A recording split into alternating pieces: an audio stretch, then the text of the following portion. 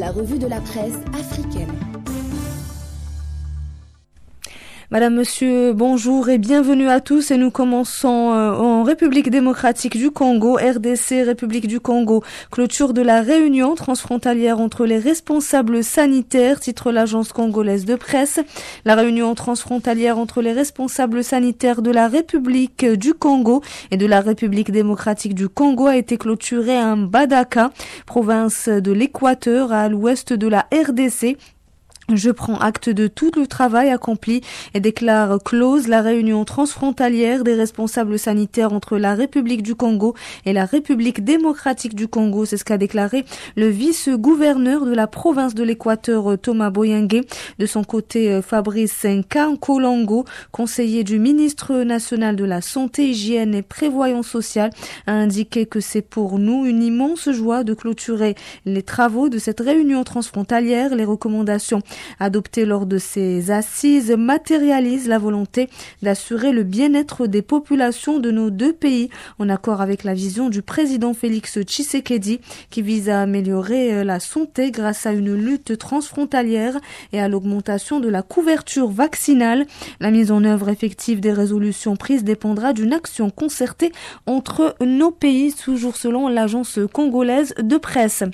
Et nous passons à Maurice, érosion côtière, 5 milliards pour sauver 31 kilomètres de plage. Malgré des décennies d'efforts, Maurice subit une dégradation croissante de son littoral due à des facteurs naturels et humains, changement climatique, dégradation des récifs coralliens et urbanisation croissante du littoral. Plus de 32 kilomètres de la côte mauricienne sont affectés, menaçant les écosystèmes fragiles et le tourisme, pilier économique de l'île, souligne l'article du site l'express.mu. Face à ces enjeux, le ministère de l'Environnement a mis en œuvre plusieurs mesures clés visant à protéger et restaurer le littoral.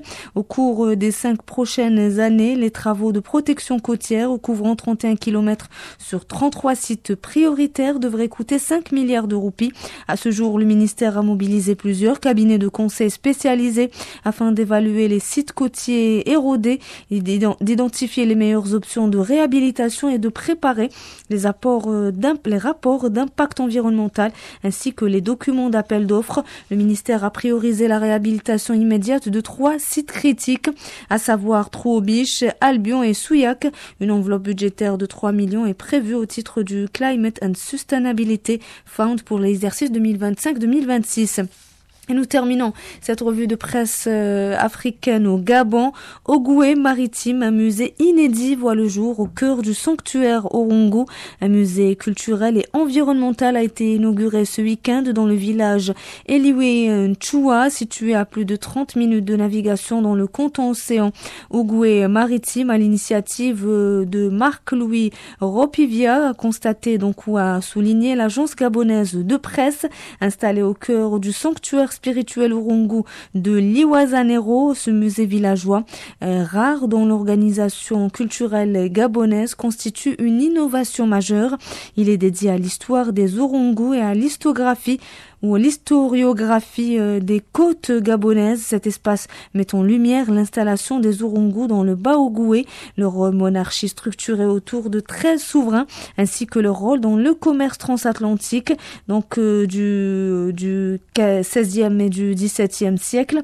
Ce musée est une mémoire vivante, une contribution forte à l'histoire nationale. C'est ce qu'a souligné le professeur Ropivia, invitant les jeunes à se réapproprier leurs terroirs ancestraux, aujourd'hui désertés toujours selon l'agence gabonaise de presse. Et c'est la fin de cette revue de presse africaine. Merci à vous, chers auditeurs, pour votre écoute. Tout de suite, suivez une petite pause musicale suivie de la rubrique Zoom in Africa signée Iman Noued. Et aujourd'hui, elle vous emmène au Nigeria et en Afrique du Sud.